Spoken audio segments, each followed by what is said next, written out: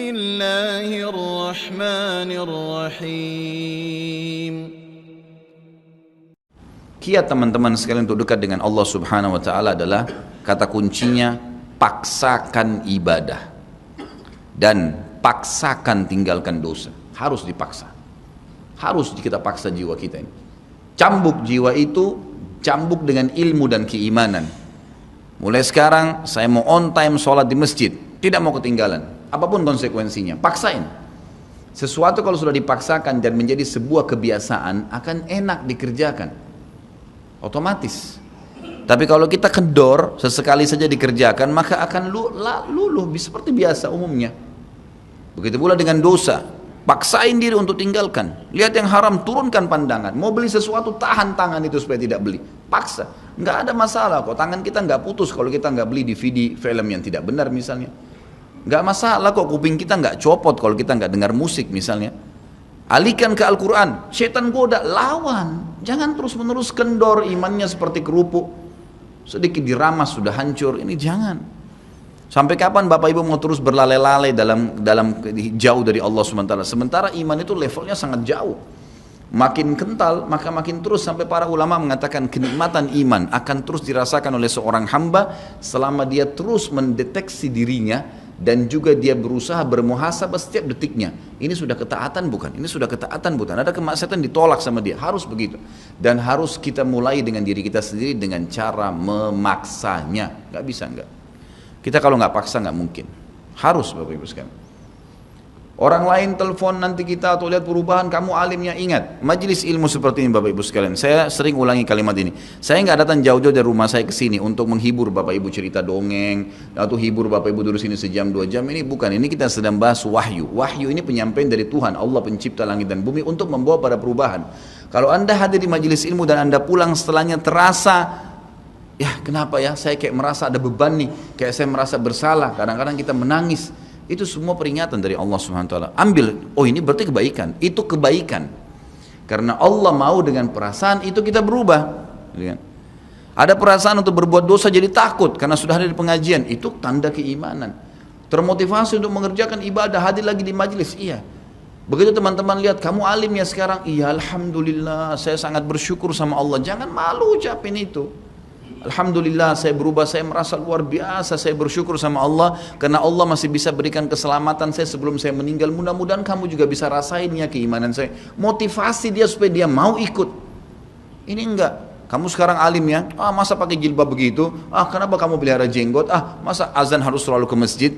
Kemarin, oh iya ya, udah sini aja sholat sama saya, kendor, sholat di rumah, kendor, ganti lagi kembali jilbabnya jilbab gaul dan seterusnya. Ini sampai kapan kita mau tergoda nih kira-kira?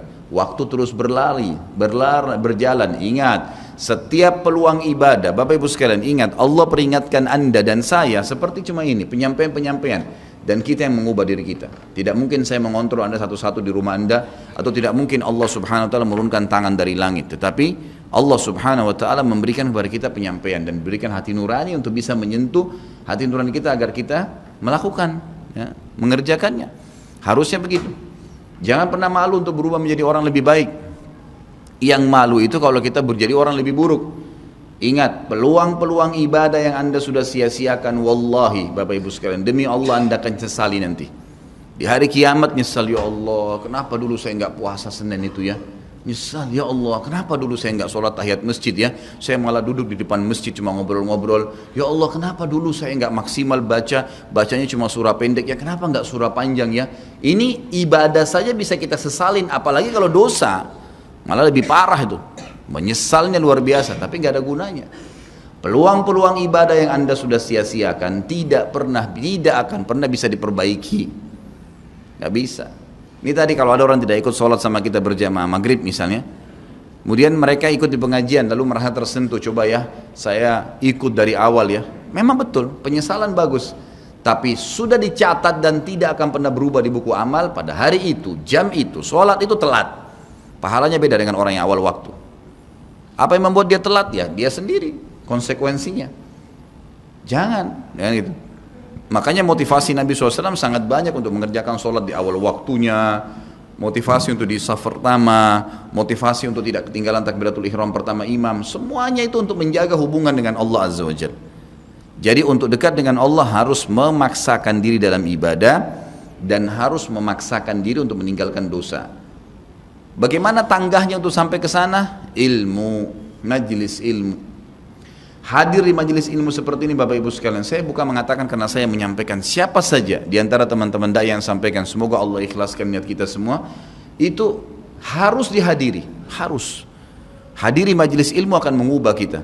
Kalau tidak, dengar, bawa Walkman, bawa headset, bisa dengar di HP kita. Sekarang bisa daripada kita nonton, orang banyak habisin pulsanya hanya nonton YouTube hal-hal yang tidak ada manfaatnya. Nonton ceramah tuh, dengarin sambil belanja, sambil macet di jalan, pasang headset di kuping, kemudian kita dengarin ceramah-ceramah itu. Tambah ilmu dengan ilmu, tidak ada kata cukup.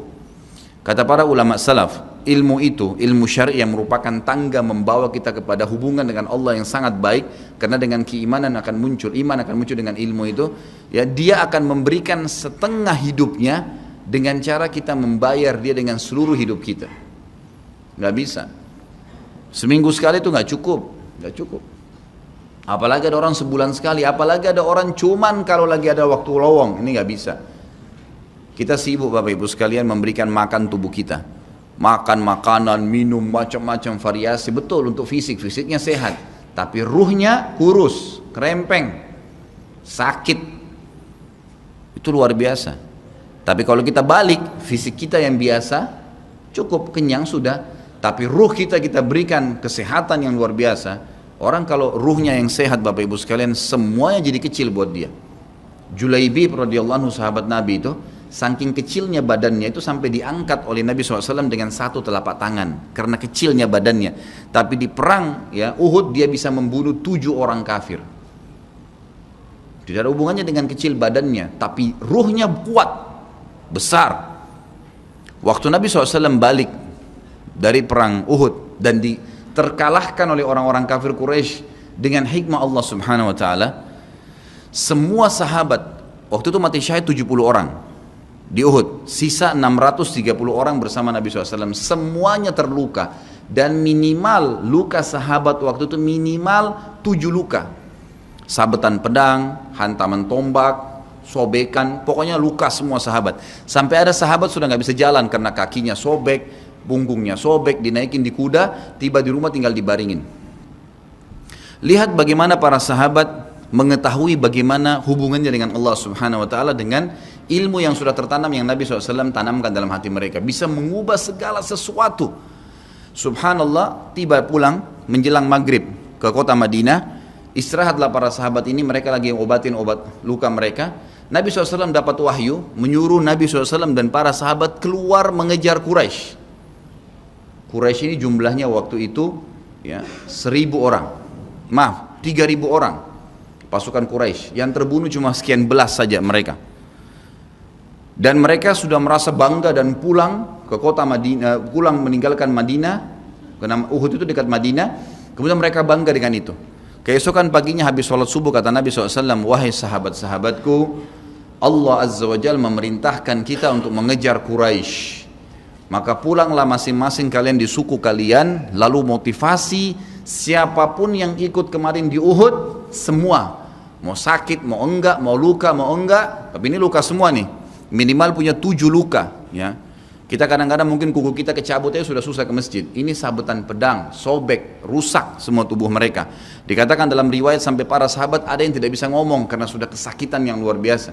Kata Nabi SAW, semua yang ikut di Uhud kemarin keluar lagi.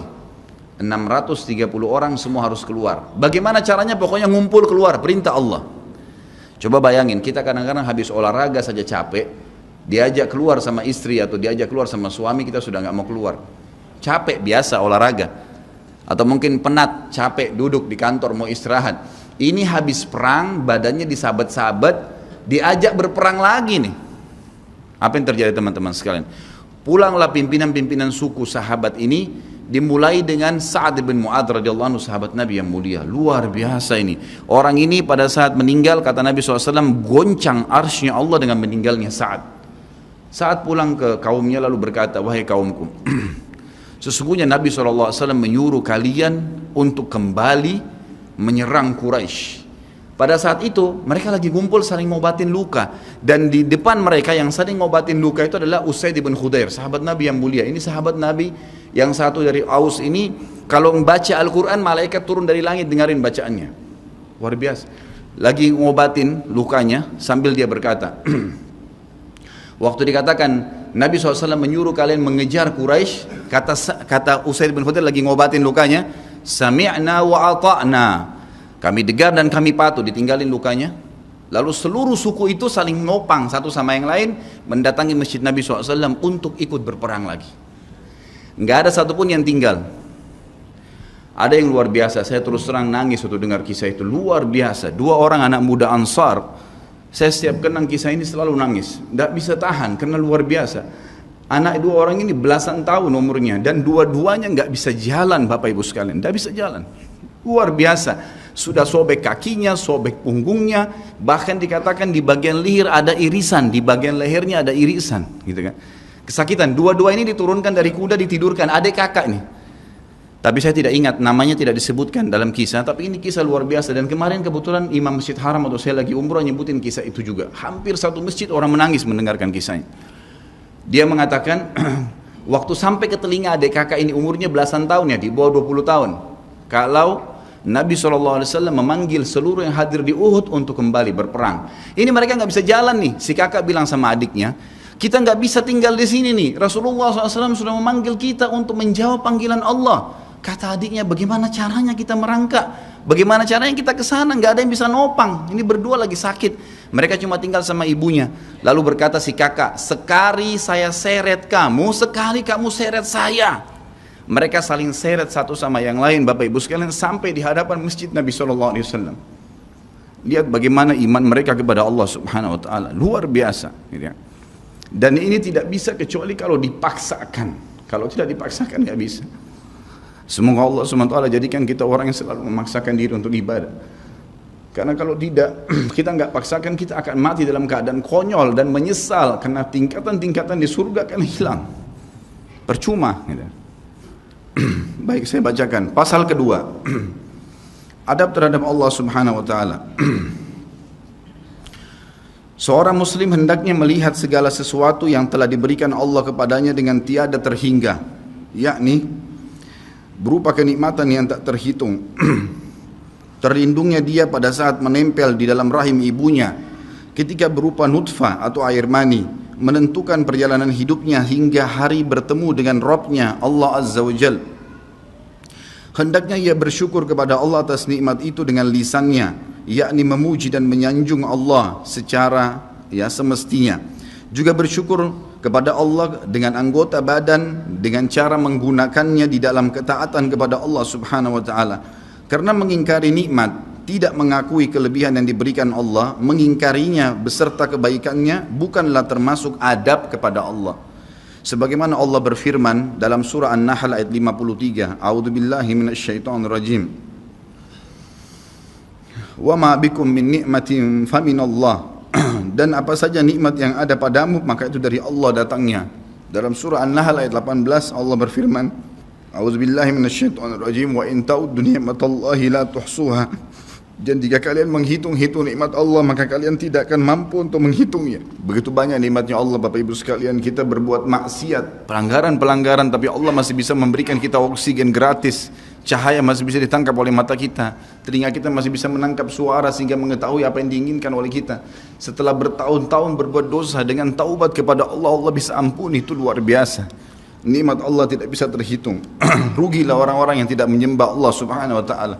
Dan kalau seandainya, kata Ibnu Taimiyah rahimahullah, orang-orang yang bermaksiat kepada Allah itu tahu bagaimana nikmatnya keimanan yang ada dalam hati kami ini, sehingga kami bisa menangis dan kami bisa merasakan dekatnya dengan Allah, bahkan merindukan surga dan selalu merasa diri jauh dari neraka, maka niscaya mereka akan membelah dada-dada kami dan mengambil keimanan itu karena mereka tidak akan pernah merasakannya. Keimanan akan membuat makanan sederhana menjadi mewah, tidur di tempat yang biasa akan menjadi nyaman, bahkan cobaan seberat apapun menjadi kecil buat kita karena keimanan kepada Allah Subhanahu wa taala. Dan itu sebuah nikmat. Itu hanya bisa dirasakan kalau kita betul-betul memaksakan diri beribadah kepada Allah Subhanahu wa taala. Allah berfirman dalam surah Al-Baqarah 152 dari selanjutnya, A'udzubillahi minasyaitonirrajim. Fadhkuruni azkurkum washkuruli wala takfurun. Ingatlah selalu aku, kata Allah. Selalulah berzikir, selalulah patuh, selalulah kerjakan ketaatan-ketaatan. Nikmatilah yang halal, jauhilah yang dilarang. Maka aku akan ingat kepada kalian. Bayangkan kalau seorang presiden mengingat kita, bagaimana bangganya kita disebut-sebut nama kita di hadapan orang-orang yang di sekitarnya. Bagaimana dengan Allah pencipta langit dan bumi yang mengingat kita. Dan bersyukurlah kepadaku dan jangan kalian mengingkari nikmat-nikmatku. Oleh karena itu, tidaklah beradab jika seseorang lari kepada sesuatu yang tidak memiliki tempat pelarian, bersandar kepada yang tidak memiliki kemampuan apapun, serta bertawakal kepada yang tidak mempunyai daya dan kekuatan. Allah Subhanahu wa taala berfirman dalam surah Hud ayat 56, A'udzu billahi minasyaitonir rajim, ma min dabbatin illa huwa akhidun binasiyatiha. Tidak ada sesuatu atau tidak ada suatu binatang pun melainkan dialah yang memegang ubun-ubunnya. Allah Subhanahu wa taala memegang semuanya. Harimau pun yang buas. Demi Allah Bapak Ibu sekalian, kalau Anda minta kepada Allah tidak akan bisa menerkam Anda. Pasti itu. Api pun tidak membakar Nabi Ibrahim alaihissalam karena memohon kepada Tuhannya api itu. Semuanya bisa berubah dengan hubungan kepada Allah Subhanahu wa taala. Ini kekuatan yang luar biasa ini. Seseorang kan sangat tenang hidup dimanapun asal dia jaga hubungannya dengan Allah Subhanahu wa taala. Dalam surah Zariyat ayat 50 Allah Subhanahu wa taala berfirman, A'udzu billahi minasyaitonir rajim, fafirru ila Allah inni lakum minhu nadhirum mubin. Bersegeralah kalian kembali kepada Allah, taatilah Allah. Sesungguhnya aku sebagai pemberi peringatan yang nyata dari Allah Subhanahu wa taala kepada kalian. Nabi SAW mengingatkan orang-orang Mekah pada saat mau turun ayat ini. Beliau mengatakan, wahai orang-orang Quraisy, apakah kalau saya mengatakan bahwasanya di luar kota Mekah ini ada pasukan yang akan menyerang kalian, kalian akan percaya apa yang saya ucapkan? Kata orang-orang Quraisy, tentu saja hai Muhammad, karena kami tidak pernah dengar kamu bohong sekalipun seumur hidupmu. Maka Nabi SAW segera menunggangi keadaan tersebut, mengatakan, wahai Quraisy, ketahuilah sesungguhnya saya utusan Allah dan di belakang saya ini ada azab yang menyedihkan. Jangan sampai kalian kufur. Jadi Nabi SAW sudah mengingatkan, ikutin ini, nikmatin apa yang diperintahkan, apa yang dihalalkan, jauh yang dilarang, kalian akan bahagia. Hanya itu saja perintah dari Allah Subhanahu wa taala. Nabi SAW sudah mengingatkan orang-orang Quraisy dan juga jadi pelajaran buat kita. Juga dalam firman-Nya surah Al-Maidah ayat 23, A'udzu billahi minasyaitonir rajim wa 'alallahi fatawakkalu in kuntum mu'minin. Dan hanya kepada Allah lah kalian harus bertawakal, mengembalikan semua urusan jika kalian benar-benar orang yang beriman. Sisi yang lain, seorang muslim juga harus melihat kepada kelemah lembutan Allah Subhanahu wa taala kepadanya di dalam setiap urusannya, melihat kepada kasih sayang Allah kepada dirinya dan seluruh makhluknya, lalu berkeinginan kuat untuk mendapatkan tambahan kelembutan dan kasih sayang itu, sehingga dirinya akan selalu merendahkan diri kepada Allah dengan kerendahan yang murni dan dengan doa, bertawassul kepadanya dengan perkataan yang baik dan amal soleh. Kalau kita lagi makan, syukuri alhamdulillah. Dan ingat teman-teman sekalian, saya pernah jelaskan juga, hati-hati dengan hukum syamata namanya. Syamata itu merendahkan orang lain. Kalau ada sesuatu yang tidak ada pada kita teman-teman sekalian, syukurlah kepada Allah Subhanahu wa taala. Jangan pernah sampai menghina orang lain, karena Allah meninggikan derajat kita justru dengan kita bersyukur. Kata Nabi SAW, kalau kalian lihat aib pada diri seseorang, ucapkanlah alhamdulillahilladzi afani mimma ibtala bihi wa faddalani ala katsirin mimma khalaqa tafdila. Segala puji bagi Allah yang telah menyelamatkan saya dari apa yang dicobakan kepada orang ini dan mendahulukan saya dengan kelebihan yang banyak dari makhluk-makhluk yang lain. Kita harus seperti itu, jangan syamata. Kata Umar radhiyallahu anhu, apa itu syamata seperti ini? Umar bin Khattab berkata, aku khawatir kalau ada seorang wanita hamil lewat di depanku karena perutnya besar, lalu aku berkata dalam diriku, kenapa ya perutnya seperti itu? Maka Allah menghukumku dengan membuatku hamil. Sampai begitu mereka mengatakan, dan berhati-hati sekali dengan kelemah lembutan Allah Subhanahu wa taala. Allah lah yang telah membuat binatang yang ada binatang yang indah bulunya, yang bagus tampangnya, dan ada Allah juga ciptakan buruk di mata manusia untuk menunjukkan keajaiban dan kemahakuasaannya Allah. Ada ikan yang indah untuk dilihat, ada ikan yang seperti batu buruk. Kita cuma mengatakan subhanallah yang telah menciptakan yang baik dan buruk, subhanallah yang telah menciptakan yang sehat dan sakit, subhanallah yang telah menciptakan yang putih dan hitam, subhanallah dan subhanallah. Bukan justru kita menghina teman-teman sekalian. Kalau ada sesuatu yang menimpa orang lain yang tidak ada pada kita, syukurilah nikmat Allah subhanahu wa ta'ala, dan jangan sampai kita merendahkan orang lain. Ini semua merupakan adab, kata beliau, terhadap Allah yang menguasainya. Maka bukanlah orang yang beradab orang yang berputus asa dari mencari tambahan rahmatnya yang luas, meliputi segala sesuatu, berputus asa dari kebaikan Allah yang tak terhingga, yang mencakup seluruh alam semesta ini, serta kelembutannya yang tercurah untuk segenap makhluk. Allah subhanahu wa ta'ala berfirman di dalam A'raf 156, A'udzu billahi minasyaitonir rajim, wa rahmati wasi'at kulla syai', dan rahmatku meliputi segala sesuatu. Kata ulama tafsir, hewan pun kalau yang buas kemudian dia menerkam mangsanya lalu dia meminta maaf kepada Allah, maka rahmatnya Allah akan meliputinya. Seseorang membunuh orang lain pun, sebagaimana masuk dalam sebuah hadis, Allah tertawa melihat dua orang yang saling membunuh, kemudian dua-duanya masuk surga. Lalu para sahabat bertanya, ya Rasulullah, bagaimana ceritanya dua orang itu? Kata Nabi SAW, yang satunya mukmin, yang satu kafir. Lalu kemudian si kafir membunuh si mukmin di kancah peperangan, mati syahidlah si mukmin tadi.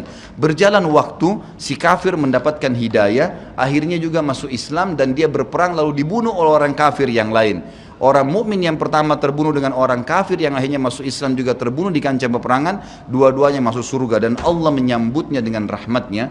Allah tersenyum dan tertawa dengan dua orang ini.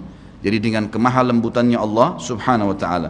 Dalam surah Asy-Syura ayat 19 dikatakan juga, a'udzubillahi minasyaitonir rajim, Allahu latifun bi'ibadi. Allah itu maha lembut terhadap hamba-hambanya.